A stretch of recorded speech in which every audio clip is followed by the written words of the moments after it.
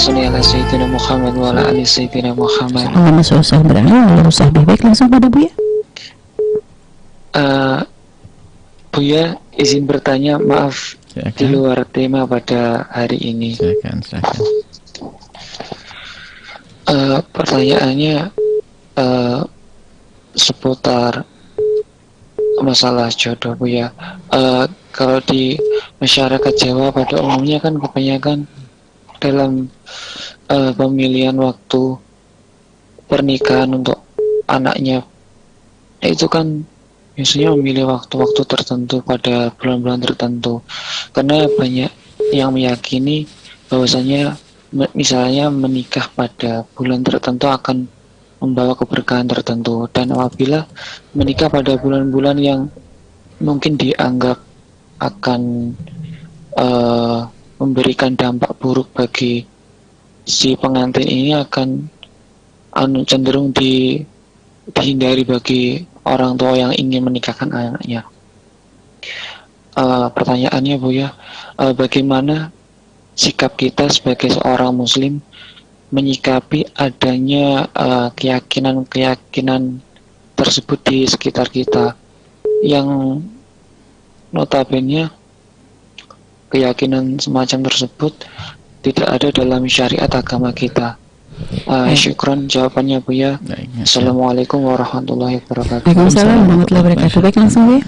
Dan segala kebaikan adalah dilakukan kapan saja tetap baik, selagi tidak ada larangan khusus dari baginda Nabi atau dari Allah. Seperti pernikahan, boleh menikah kapan saja, siang, malam. Bahkan pernah suatu ketika kita pernah mengakadkan nikah adalah jam 12 malam. Karena memang waktu itu sudah kebetulan kita datang dari tempat yang jauh, karena mereka senang keluarga itu, pengen sudahlah sekarang sudah cocok dinikahkan saja, dan tidak ada masalah. Nah, jadi yang penting lebih cepat kebaikan itu adalah baik ya. Nah ini harus kita yakini bahwasanya ada beberapa keyakinan di masyarakat yang tidak sesuai dengan syariat Islam. Kalau memilih hari itu bukan sesuatu yang salah, tapi kalau menjadi diyakini itu salah. Tolong dibedakan dua hal ini. Memilih hari misalnya jangan Rebu Legi. Kenapa? Rebu Legi lagi pas pasaran, jadi orang susah datang.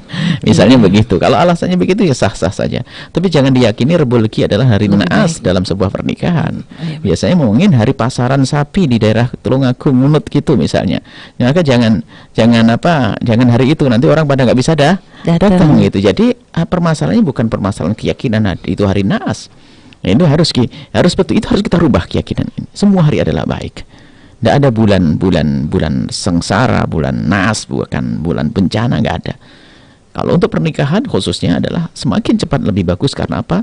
Kalau kita tunda sedikit, sementara hajat orang sudah menguasainya, nah, maka bisa jadi masuk wilayah yang haram. Baik, untuk menyikapinya kita harus menyikapi dengan bijak dong. Kan uswah kita adalah baginda Nabi dengan akhlak mulia, kemudian dilanjutkan oleh para penerus juru-juru dakwah para wali songo. Wali songo kalau merubah tidak frontal, tidak membuat orang tuh kaget begitu, akan tapi halus, ya kan? Halus. Maka di saat kita berurusan dengan tanggal hari-hari begitu ya, harus kita terjemahkan dengan seperti yang kami sebutkan tadi. Kenapa? Tidak usah pakai bahasa mengikuti dengan panduan-panduan primbon yang menyesatkan. Tapi bikin primbon baru, artinya apa?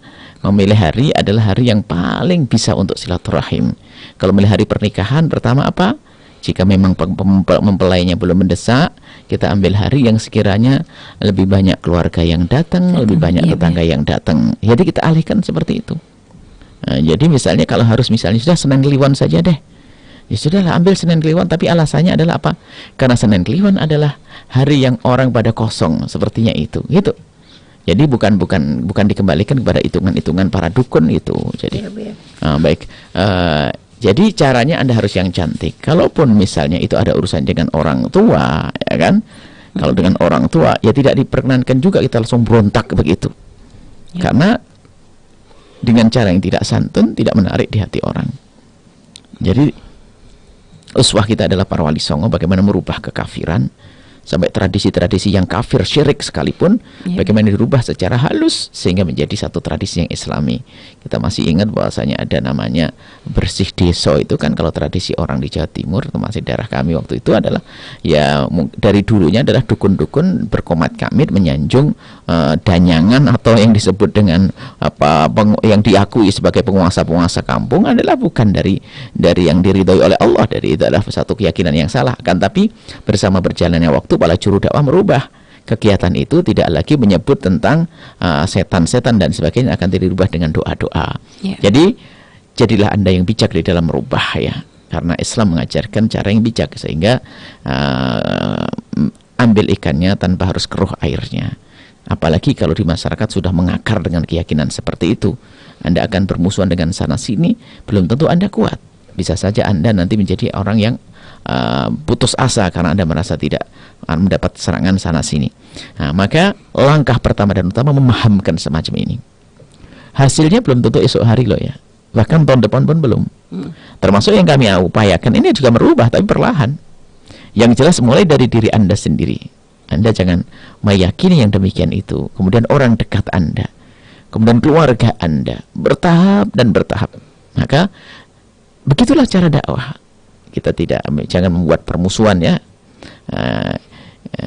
karena dan juga kebiasaan-kebiasaan ini bukan saja urusan hari itu, sampai keyakinan misalnya dari desa ke desa nggak boleh menikah. Hal ini kan ini sebetulnya adalah tertanam sebuah kepercayaan dari sebuah kejadian. Orang kampung sini nikah dengan sana meninggal, besoknya meninggal lah. Akhirnya ada orang bersuarakan, padahal orangnya yang pertama itu hanya iseng, waduh jangan menikah ini. Akhirnya yang di belakangnya mendengar katanya, dipikir yang berkata ini kayak wahyu begitu, sehingga menjadi berkembang seperti itu. Jadi dirubah dengan cara yang halus, indah, dengan bijak. Itulah ajaran daripada baginda Nabi Shallallahu Alaihi Wasallam.